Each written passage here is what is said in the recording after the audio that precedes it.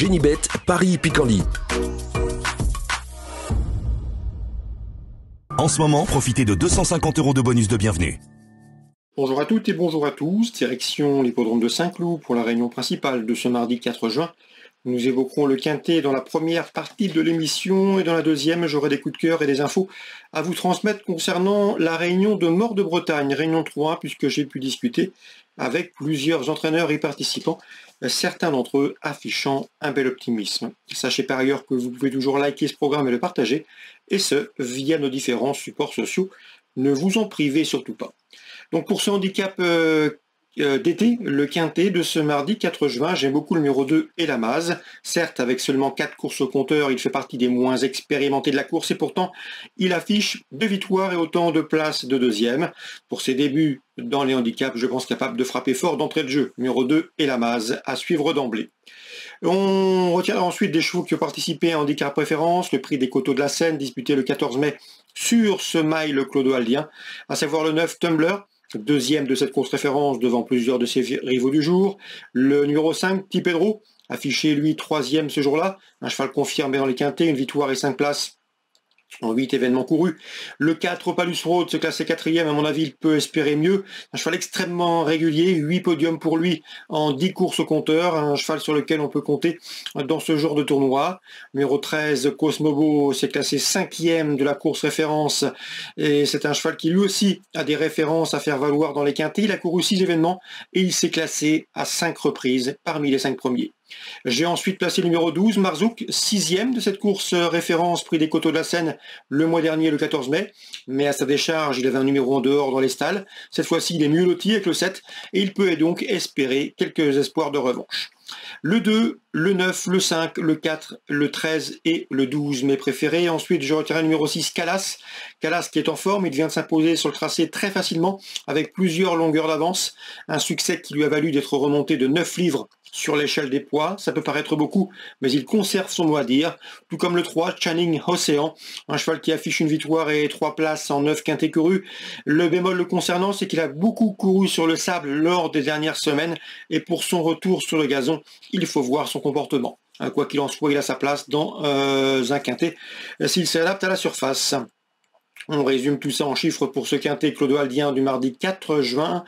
Le 2, le 9, devant le 5, le 4, le 13, le 12, le 6 et le 3. En canon partant, attention, numéro 16, c'est African Grey. On se retrouve pour les coups de cœur.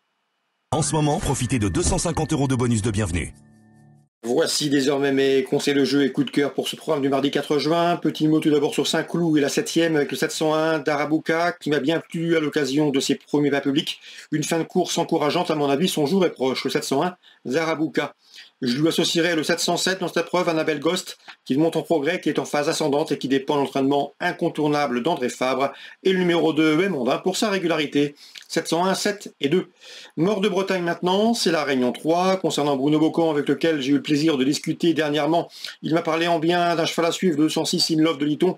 À mon avis, dans ce lot, le cheval dispose d'une belle chance, tout comme le 3, Idylle du Trésor, qui reste sur une victoire dans la discipline d'Utremonté à Gournay-en-Bray, 206 et 203.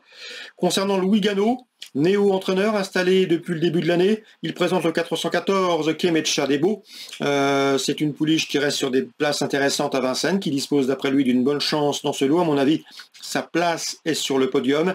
Louis Gano est un entraîneur qui vient de s'installer. Il a travaillé chez Marc Sassier, chez Anne-Françoise Donati, avant d'exercer également son activité en tant que salarié en Suède. Il vole désormais de ses propres ailes et peut espérer se mettre en évidence avec le 414 Kemetcha Debo. On peut lui associer dans cette course numéro 16 Kroskov de Guèze. C'est Théoradou qui nous l'avait présenté en bien, notamment lorsque le cheval avait gagné sur l'hippodrome de Pontchâteau au mois de mars. Il était confiant. Le cheval lui avait donné pleinement raison en s'imposant plaisamment. Depuis, il a couru honnêtement, correctement sur l'hippodrome d'Anguin. Donc à mon avis, le 414 Kemetcha Debo et le 416 Kroskov de Guèze doivent pouvoir se mettre en évidence dans ce 4e rendez-vous sur l'hippodrome de Mort de Bretagne. Concernant Pascal Barthélémy, là aussi j'ai pu discuter avec lui. Je pense que son interview sera également disponible gratuitement sur canalturf.com, rubrique interview, avec le 515 Echo Océan. Le cheval a connu des problèmes de sème, des problèmes qu'il a fallu soigner, mais il a bien travaillé depuis, il court bien sur sa fraîcheur, un cheval qui a de la qualité. Et dans ce lot, il pourrait bien, même pour sa course de rentrée, également faire l'arrivée. Et pourquoi pas disputer les premières places, le 515 avec Océan, à ne pas négliger pour sa rentrée. Dans la 6e, j'aime beaucoup le 603 Kit Deschal qui a gagné avec de la marge dernièrement. Je crois que c'était sur l'hippodrome du Mans, à confirmer. Mais la victoire était plaisante et avec la manière. Il devrait confirmer 603 Kit Deschal. À mon avis, il convient de lui opposer le numéro 11. Kinomi, puisque là aussi Christophe Jariel, avec lequel j'ai eu l'occasion de discuter, est confiant, son cheval a été préservé, un cheval qui manquait de force, mais qui a de l'argent à prendre. Il est en retard de gain et dans ce lot, il pourrait bien en combler une partie. 603 Kit Deschal, 611 Kinomi. Et concernant la 7e, là aussi Christophe Jariel n'est pas négatif au sujet du 706 Java des Caillons. Elle est en forme et devrait défendre chèrement ses chances. Elle a le potentiel pour faire l'arrivée d'un trio à Bellecote. Concernant le 7, José Lito du Vivier, ce n'est pas un modèle de sagesse, mais dans un bon jour, il est capable de mettre tout le monde d'accord. En tout cas, Marius Cognard lui renouvelle sa confiance.